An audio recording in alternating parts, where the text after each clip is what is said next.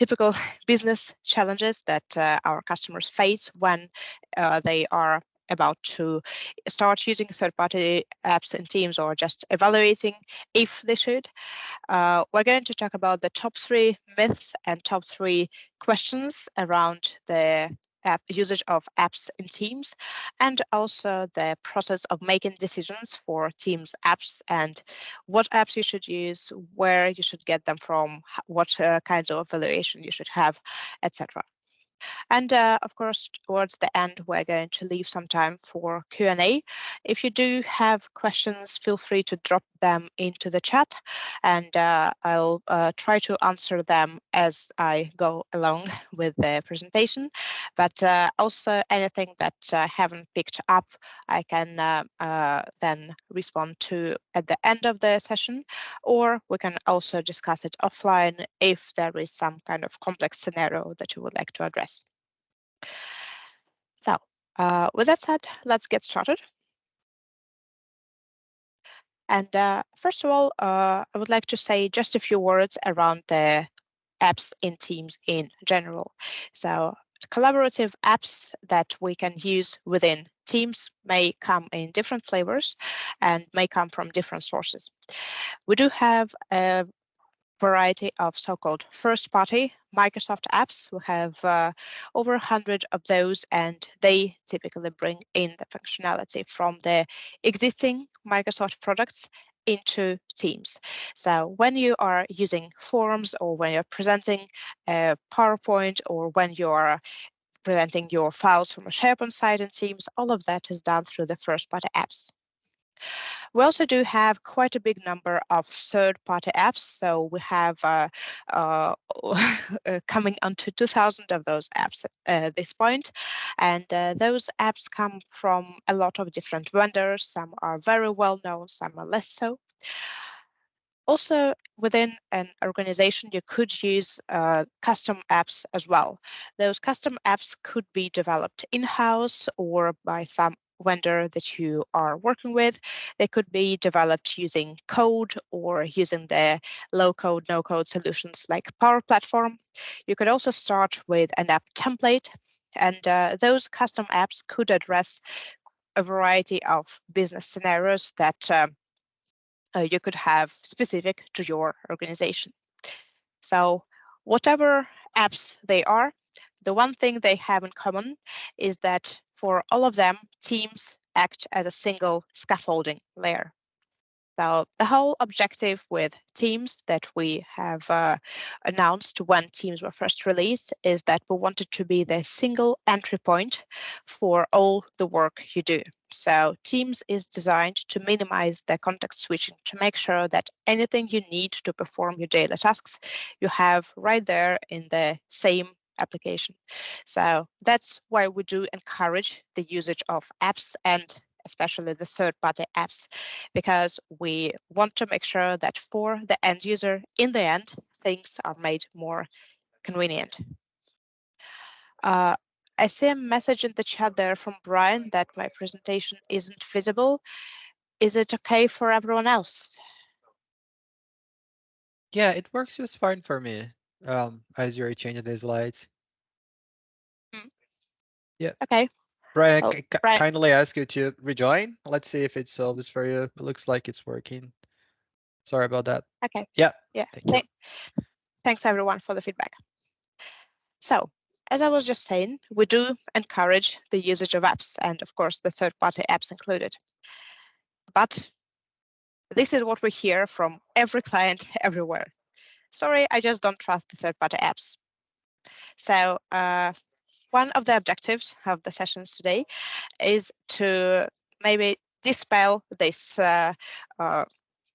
concern and answer some of the most common issues that you might have when thinking about the usage of third-party apps. There are a few reasons why we get this kind of pushback from the various companies. And while quite a lot of organizations are happy to use third-party apps and are fairly open about allowing them in teams, the top concerns that we hear from the customers is that it's not clear what sorts of permissions and what sorts of privileges the app is going to have. Is it going to be excessive? Is it going to require permission to the user data? Is it going to maybe start reading something or writing something that is not expected and is unwanted? How does it handle the data that is being shared with it? What kind of security does that third-party app offer? How do we make sure that we have the relevant governance framework? So these are all very valid concerns, and today we're going to talk about what you could do to respond to these concerns when they are voiced within your own company. So if we think about the specific business challenges for any app that you may want to introduce into your organization, there are quite a lot of questions that you need to get the response for. So first of all, it could be the cost. Some of the apps are free. Some of the apps do have their own licensing. You may need to implement a number of policies, a number of settings being configured within the Teams Admin Center to make sure that you are prepared to enable Teams as apps. And also you need to ensure that it's not a one-off exercise of just allowing things and letting it be. We do expect you to implement a certain degree of monitoring as well. Now, when the relevant framework has been implemented, we do see that the organizations start benefiting from the usage of collaborative apps right away.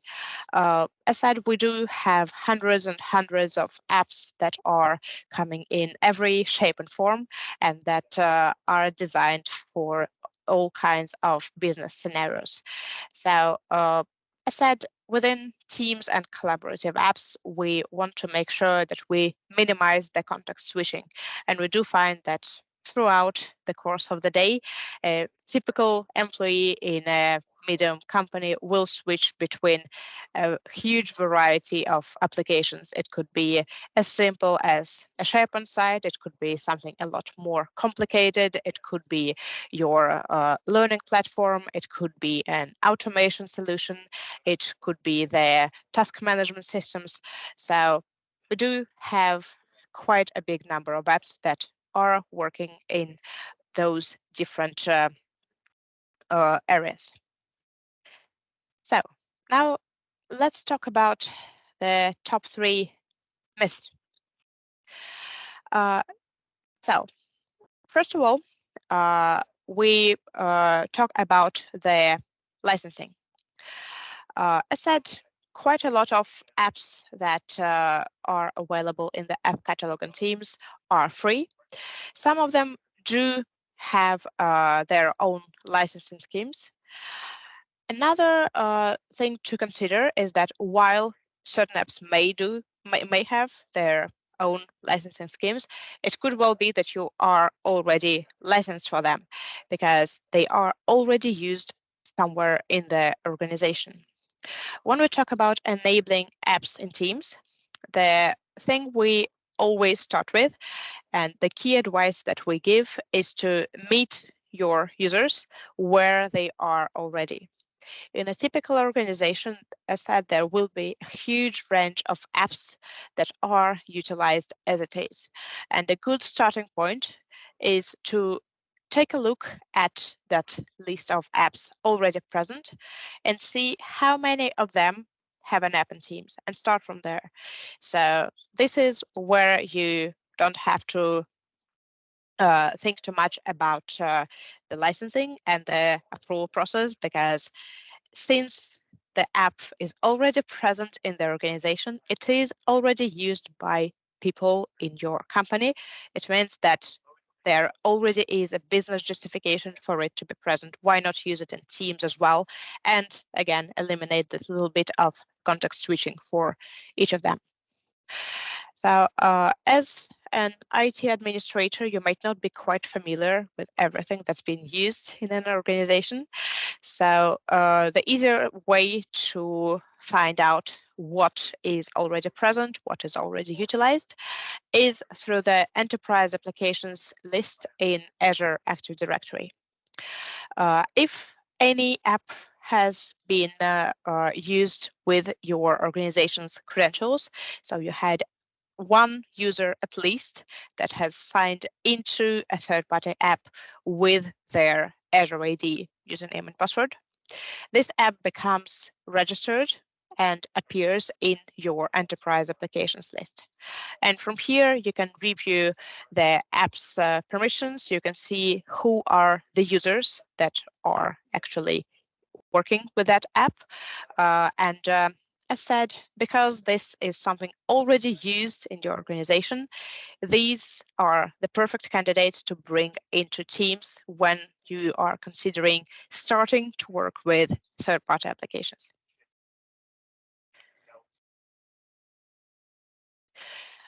Another common myth or concern when using collaborative apps in Teams is that apps will access everything that you've got in your tenant, all the confidential files, all of the conversations you're leading. So they're going to spy on you and they're going to steal all of your trade secrets. That's actually not the case. So the apps can only access the files that you explicitly share with the service. They can only read the messages if they are explicitly mentioned in a message. So if we go into the types of the apps, depending on what kind of an app we're talking about, if, for example, it is a chatbot, the chatbot that is deployed to a team can only see the messages where they are mentioned explicitly. They can retrieve the list of the channels in a team, but that's about all they are actually able to obtain. And the key concern is if you share a file, for example, explicitly with the bot, depending on the bot's logic, it might leave your corporate network. But then again, every time you send or receive files, it is something that requires users' explicit approval every time. And once again, it's not something that happens on its own. We still have the remainder of the Microsoft 365 security and compliance rules, the DLP, the policies you might have for Defender for Cloud Apps and everything else that are still applicable, even if the communication is happening through a bot and not with an actual live person. If your app is deployed in the form of a connector, the connector works one way. So when you deploy a connector to a team, it means that the messages from a third-party system are posted into your Teams chat or Teams channel, not the other way around. The system that posts the connector messages, for example, if you post some notifications from Jira into a Teams channel, the system itself has no idea where it's posting to, who is on the other end. No information about the recipient is disclosed in this case. It's a one-way system. If your application is deployed in form of a tab, the risk profile of that is identical to this tab running in your browser. So if the tab is for an app that is going to require you to sign in with your corporate credentials, then it is going to get your sign-in name and the UPN of the current user and the ID of the group where the tab has been added if it's been added to a team, and the current locale of the user to see which regional settings and which language settings should be applied. Again, this is about the same information as you would grant to an app if you signed into it with your corporate credentials through a browser rather than through a tab in Teams. So as you can see, it is quite restrictive. On my slide there, you see the link for aka.ms/Teams app permissions. So if you want some further details, they are listed on that page.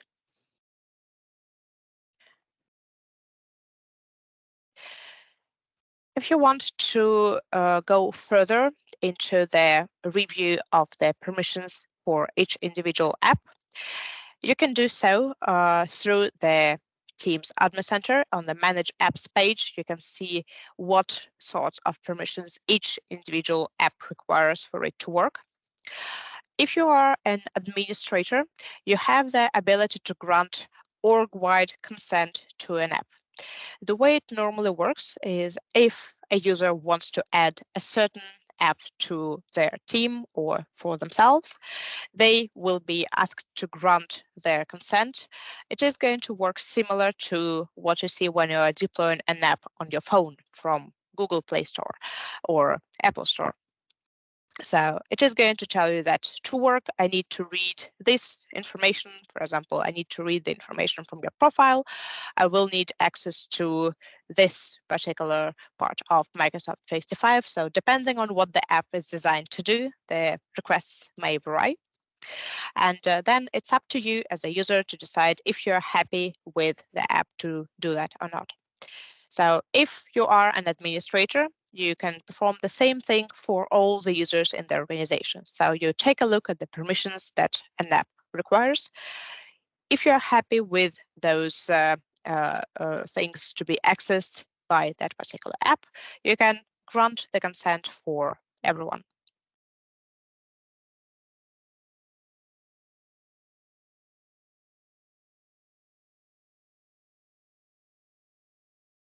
So another myth that we hear about using apps and Teams is that apps will access your personal information and send spam.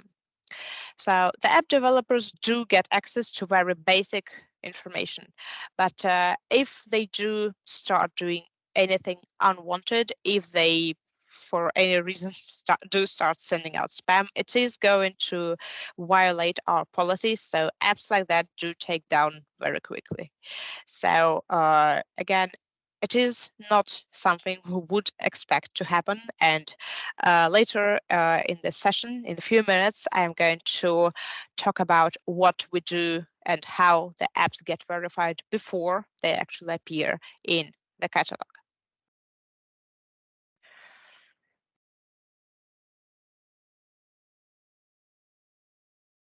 So now let's talk a bit about how apps and teams can be managed. And there are a number of tools in the Teams Admin Center that can be utilized for it. We have the main landing page for managing apps, where you can see the catalog, where you can see the global settings for apps in your tenant.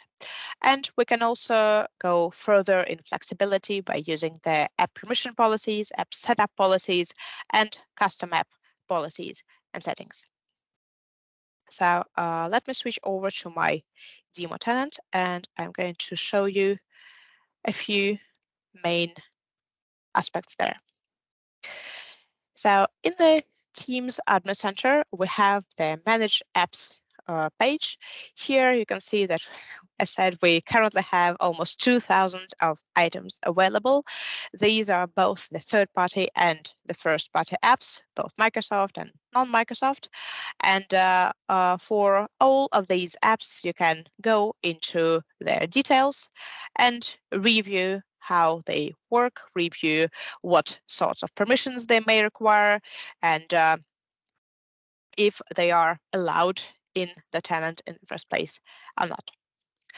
So in the org-wide settings, you can choose how you want to work with apps in general. So if you're very cautious, of course, you can go and remove the ability for anyone in the organization to use any sorts of third-party apps or any sorts of custom apps. This is not the recommended approach. We do recommend, even if you are this cautious, to do this through the policies rather than with this sort of blanket approach. But as you can see, the toggle is there. You have the option to click it. And alternatively, if you are concerned about a particular app, you can go and disable that particular app. So you can go and block it in your tenant. So now it can no longer be used by anyone within any team or any personal user.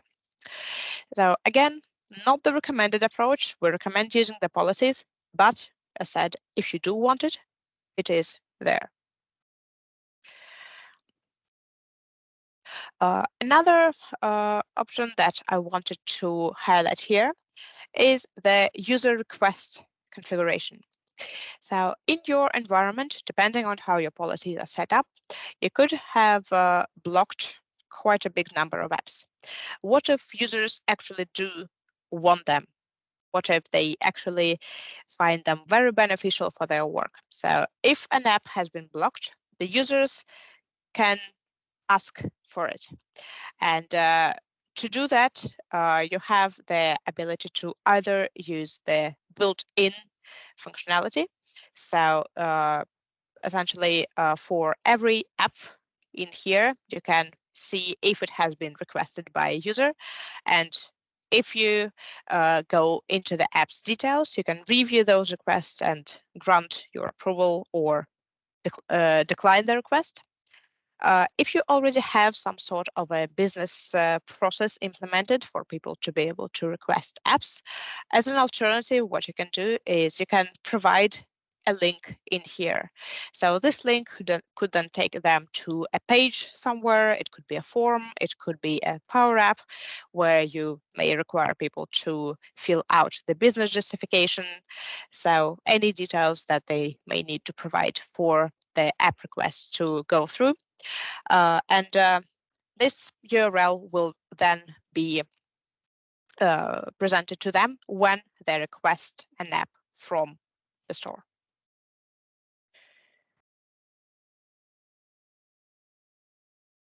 So, going forward into the policies.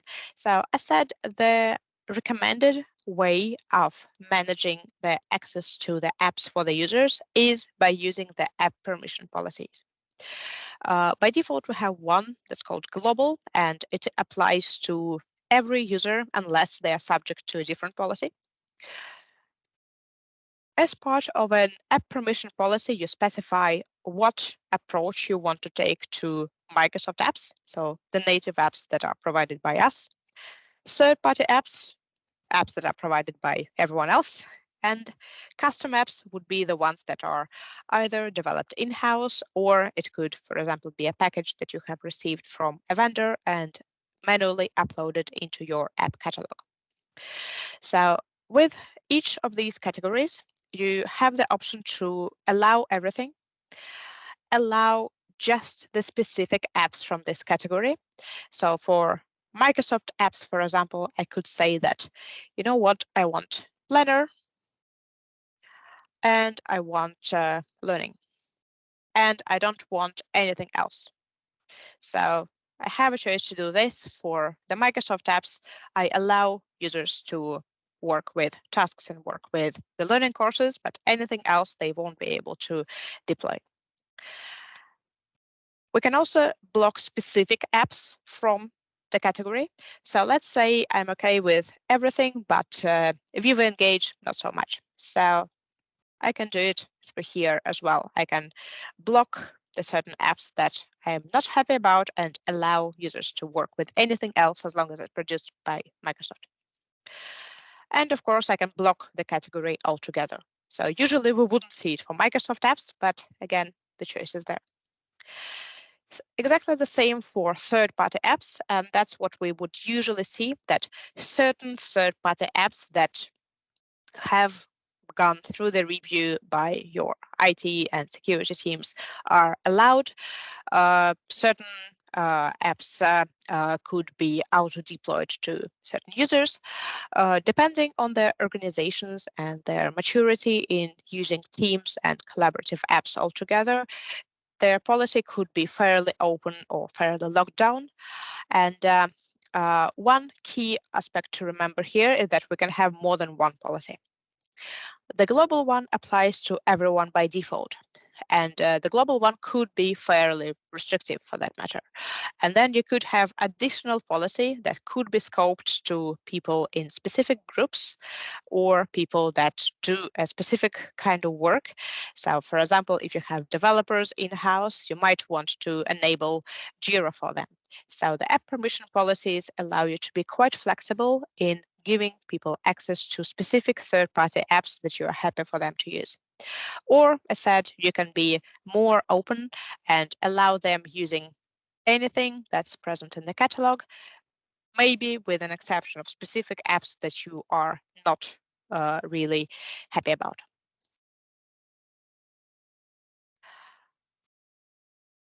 And then we also have the setup policies.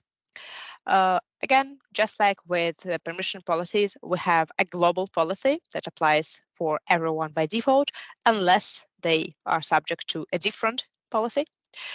So in the setup policy, what we can do is, first of all, allow or prohibit users to upload their own apps if maybe they've done something themselves. Again, this toggle could be different depending on who the user is. If they are Teams app developers, then they probably will need the ability to upload a custom app into their own teams just to see how it works. For a normal user that might have downloaded something off the internet, probably not so much. You can also use the setup policies to push certain apps onto the users. Let's keep on with my example of Viva Engage. Let's say that you have decided to roll it out through your whole organization and you want people to start using it and you want to raise their awareness of that. So we can say that we want to add an app. Where is it? We want to add it to the users so it becomes available to them right away. It gets pushed into their Teams client. And to take this even further, we may want to pin it as well. So when we pin an app, it is going to appear on the left rail of their Teams client right away. We can move it even further up so that it gains more visibility. And so next time our users are going to open their Teams client, they're going to see that even if they didn't have Viva Engage there before, it is there now. So it is one of the ways to get people to actually see that certain things are available to them. And just like with the permission policies, the setup policies can be scoped to specific people doing specific line of work as well. You could pre-install and you could pin financial apps for the people working in payroll. You could pin the apps that relate to organizational communications for everyone in the organization. So again, it will depend on your specific business scenarios.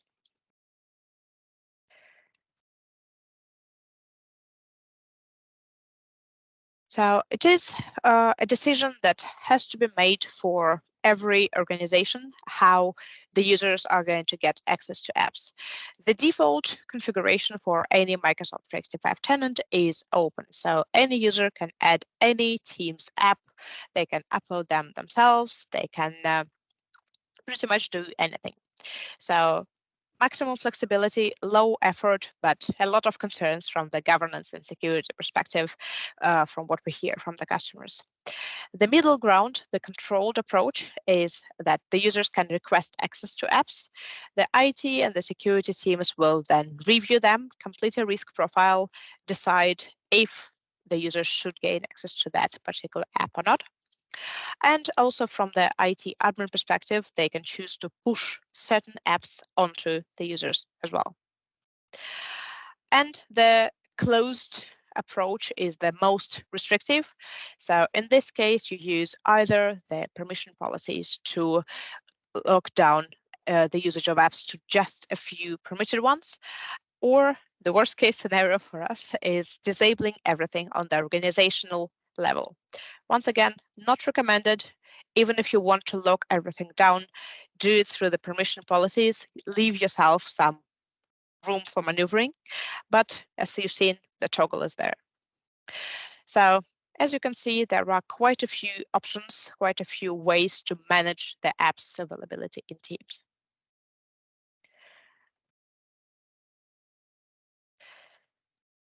Then another common question that we get around collaborative apps in Teams is, how do we make sure that actually those apps, those solutions are adhering to your security and compliance standards? And there is an app compliance program that the apps can go through. And this is what we use to gain the insights into how the particular app is complying with the different industry standards, what kinds of security, compliance, and governance approaches the vendor of that particular app takes. So the app compliance program is consisting of three aspects. The first one and the simplest one is the publisher verification. That means that the publisher, the vendor of the app, has verified their identity.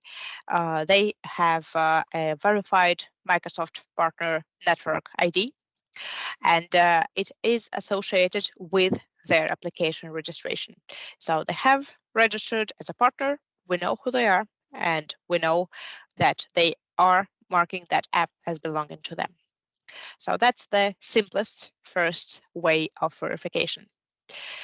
The next step a publisher can take is they can perform the so-called self-attestation. And lastly, they can go through the full Microsoft 365 certification. The difference between these is that the publisher attestation is a self-attestation. So the developers, the vendors themselves, share the information. We give them a questionnaire, essentially, and they are going to respond with the information on how they handle the data, what is their compliance status against the different security standards, and so on. So this information is going to be the same as what they, for example, list on their own websites. So this is our way of reducing the need for an IT admin or for a security team member to work directly with the app publisher. So it's not you having to go through the vendor's website trying to figure out if they're compliant with SOC 2 or not. It's something that they have responded to already and provided that information. With the certification, it is more complicated. The certification does confirm that this particular solution is compatible with our technologies, it is compliant with the cloud app security best practices, and that we have confirmed that it is adequately secured and protected when used within Teams. So a few more details for each of these. So I said publisher verification is the easiest way, the easiest approach the vendor can take to improve the trustworthiness of their app. And this is going to be visible on the app itself as this little blue icon. If the publisher verification has completed, we have the app's ability to use the OAuth. They can call server-side APIs. They can be registered in Azure AD as multi-tenant. And of course, the benefits are that from the end user's perspective and from the admin perspective, when you see that the app publisher verification has been completed, it of course means that this is a recognized Microsoft partner, which is already a step in the right direction, so to say. When we talk about the Microsoft 365 certification, so I said there are two steps, the attestation and the certification itself. So the attestation will relate to this self-assessment where they provide the information themselves. once again, it is the information that the vendor provides. We are not going to confirm and rerun, for example, the compliance test to say, oh yes, we have for sure confirmed that this particular vendor complies with that particular standard. At this step, we take their word for it. When we go through the certification, that's where an actual thorough assessment takes place. So in this scenario, there is going to be an independent qualified analyst reviewing the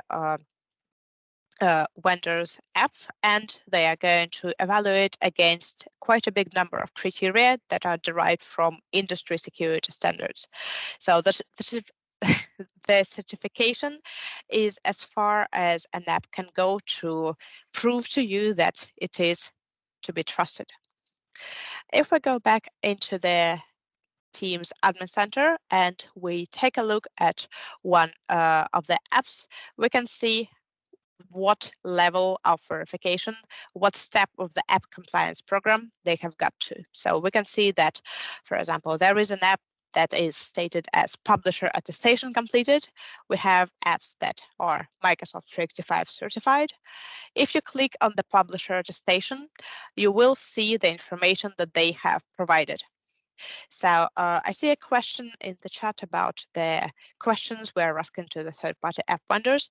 So these are the questions. For each of the app, you can see the information about the company itself that has created it. You can see the approach to data handling.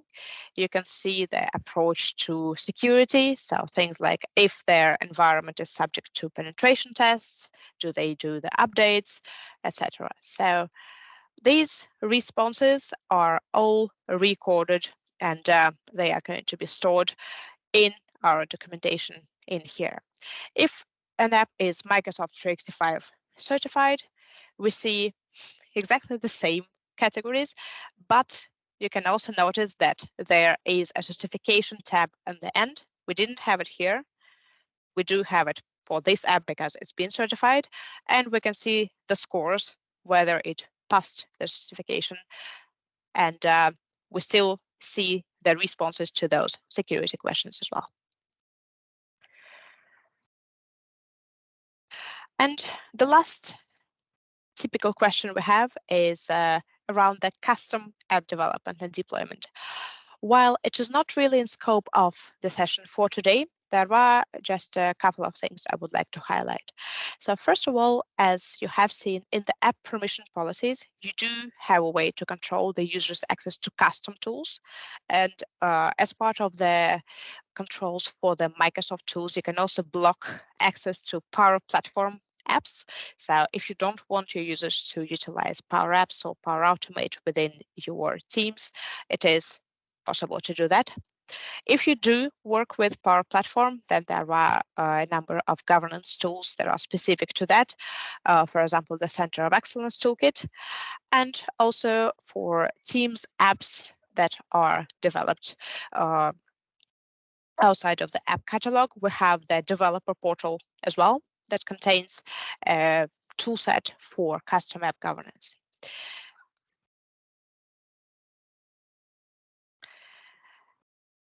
Okay, so just a few last words regarding the decision factors when you are evaluating if you should use apps and teams or not, both for the decision in principle and for individual apps that you might be evaluating. So first of all, as I mentioned in the beginning, when we talk about the deployment of any software and any apps in Microsoft 365 for that matter, they are not something that sits there on its own. We're always talking about them in a framework, in Microsoft 365 tenant with its settings for the security, for compliance, the configuration for DLP policies, the configuration for any kind of labeling. So it's not just about the apps and app policies and app permissions.